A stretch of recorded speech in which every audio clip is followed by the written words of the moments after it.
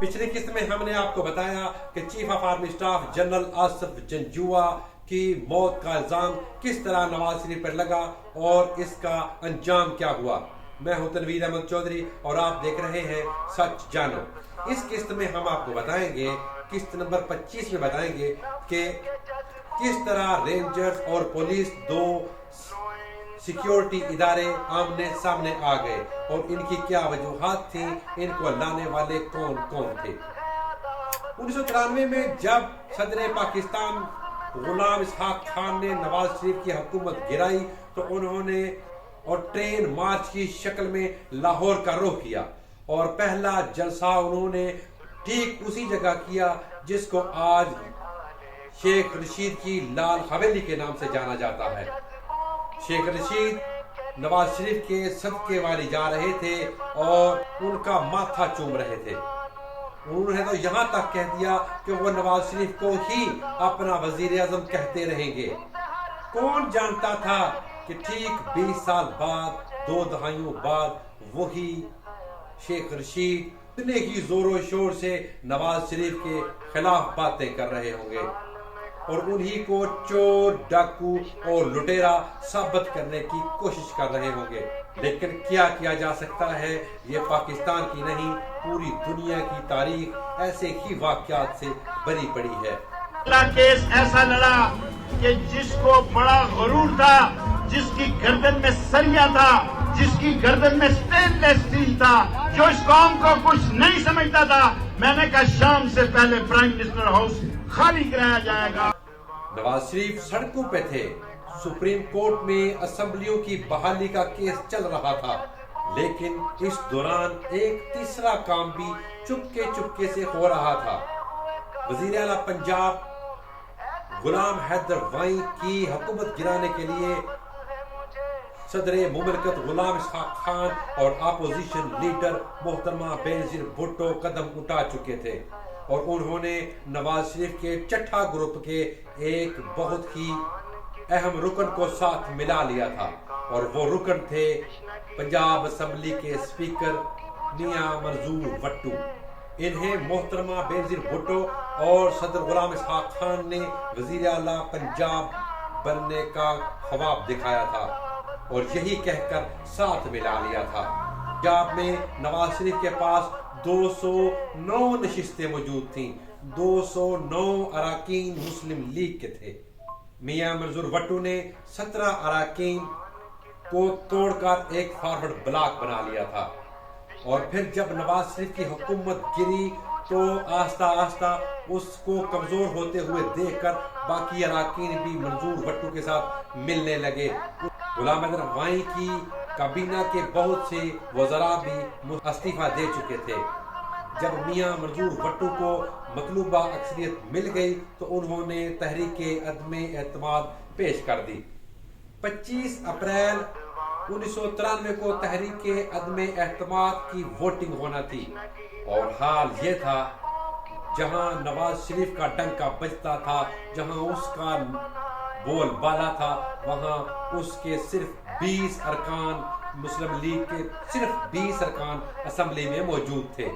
बाकी 150 अरकान मियां मंजूर भट्टू के साथ मिल चुके थे। अदम एतमाद यकीनी तौर पर मियां मंजूर भट्टू के हक में नजर आ रही थी। वोटिंग से पहले पंजाब असेंबली के बाहर के हालात कुछ इस तरह थे कि माल रोड को ब्लॉक कर दिया गया और सैकड़ों पुलिस एहलकार चौकस होकर खड़े हो गए थे, किसी भी वारदात से निपटने के लिए तैयार और चौकस खड़े थे।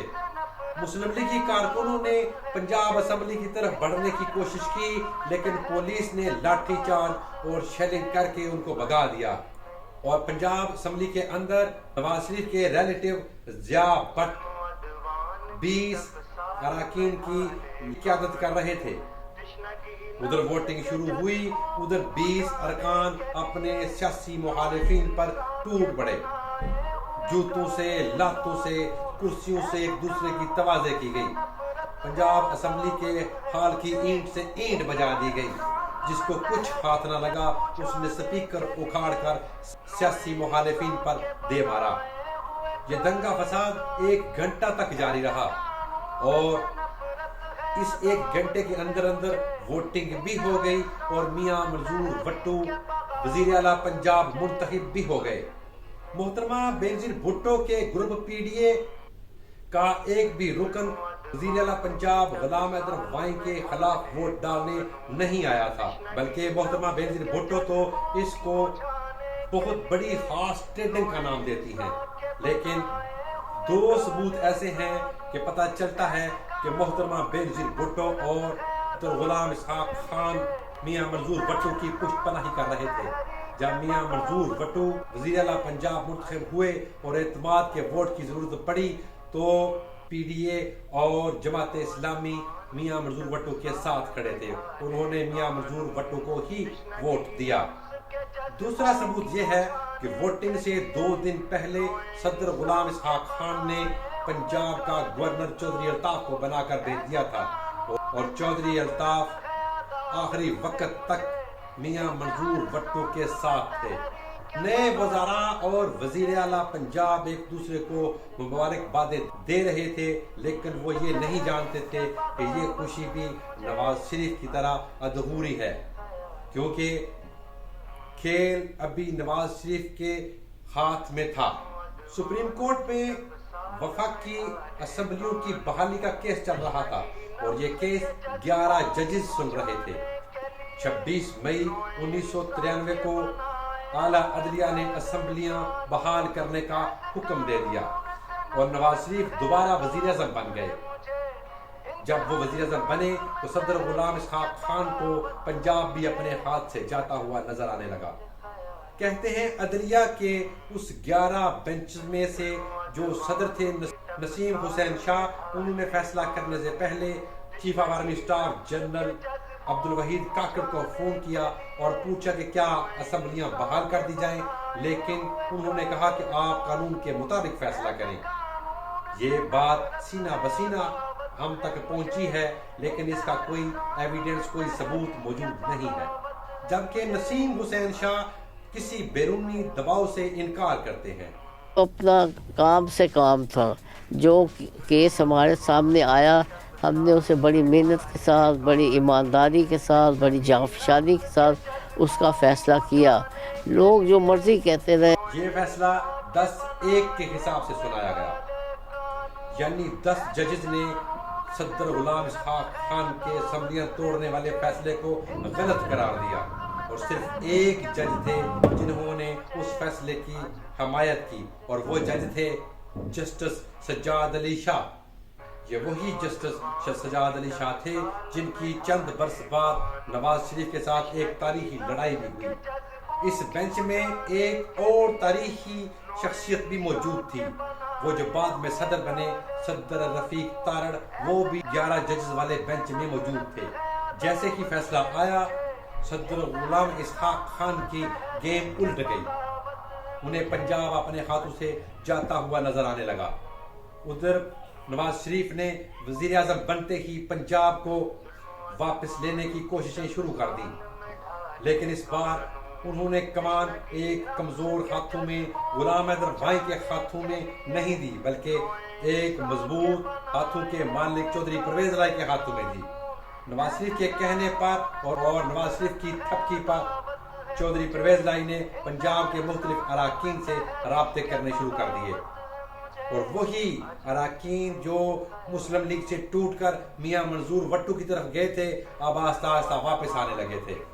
دوبارہ تحریک عدم اعتماد آئی اور بھٹو حکومت خطرے میں آ گئی، لیکن میاں منظور بھٹو بھی تنہا نہیں تھے، ان کے ساتھ صدر مملکت غلام اسحاق خان تھے، اپوزیشن لیڈر محترمہ بینظیر بھٹو تھیں اور جماعت اسلامی کا ساتھ تھا۔